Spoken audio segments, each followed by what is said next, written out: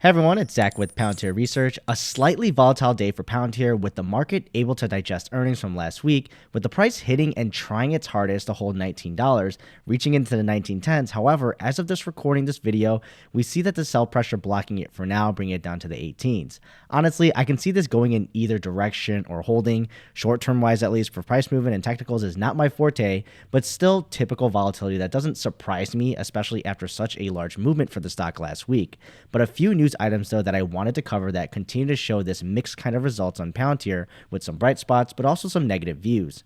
So first, the drama continues in Germany, and that's in regards to using Palantir with their police forces, and this article points out that the state of Bavaria still stands behind Palantir. And for quick context, Germany's federal government essentially blocked Palantir from being rolled out throughout the whole country's police forces.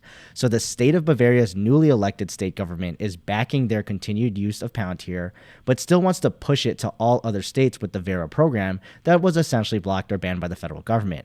They didn't outright outlaw using Palantir at the state level, but the value of the Vera platform really comes with police forces around Germany able to share data, and I believe this was previously okay to happen, but they changed their minds possibly due to political reasons, and this was pointed out in different articles. If the amount of states are limited or has immense friction to roll out, it weakens the value proposition of the platform. Now, with the federal government in power in Germany, this seems unlikely to be resolved anytime soon in my opinion, which is not in Palantir's favor. But if they continue to survive within individual states like Bavaria, Hesse, and North Rhine-Westphalia, all we can do as investors is continue to monitor how this plays out. And they also seem to have backing by the police unions there because it just makes their life much easier to conduct investigations, especially for those that cut into other jurisdictions and coordinating with them. And Alex Karp had choice words for Germany and France during their earnings call for the decisions to try to move away from Palantir and homegrown their own platforms, basically saying it'll cost them a crap ton of money more and it probably won't even work. If not, it'll take so long. We'll see who's on the right side of history over time. Now, this is not news to me also, but there's always a silver lining on how you can spin it. But just so you know and you're in there, Palantir came up on Jim Cramer's lightning round on CNBC, and the viewers from Ike in Georgia on Monday. So he said they had a dynamite quarter and says to buy, and says they're on the Palantir team or train and called himself Mr. Palantir. Now, let me know down in the comments though below, who do you think is the real Mr. Palantir? Is it Alex Karp? Is it Shyam Sankar?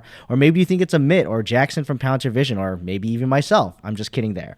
But I want to emphasize, I do not condone this as real news or good or bad for the stock in my opinion. It's just typical media coverage frenzy when there's activity on a stock here and they know it'll get the views.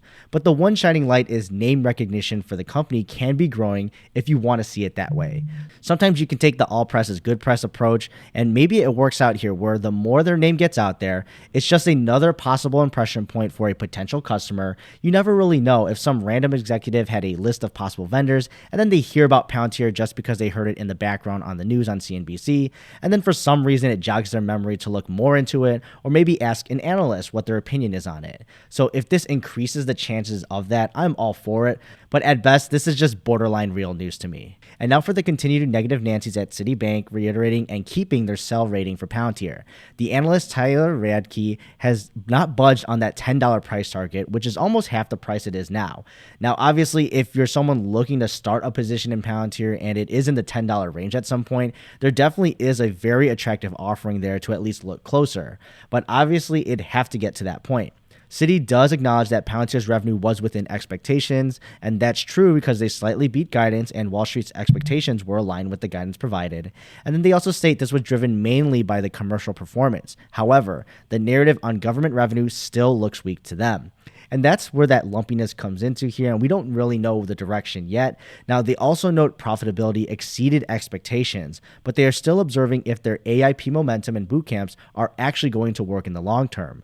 So they sound like they don't want to get overly eager for a company like this and would remain conservative than to price in the potential, albeit with execution risks. They are still in the wait and see mode, and they explain that there since they want to witness actual sustainability of the possible turnaround and growth, which honestly is the big question for Palantir, even for bullish investors like myself.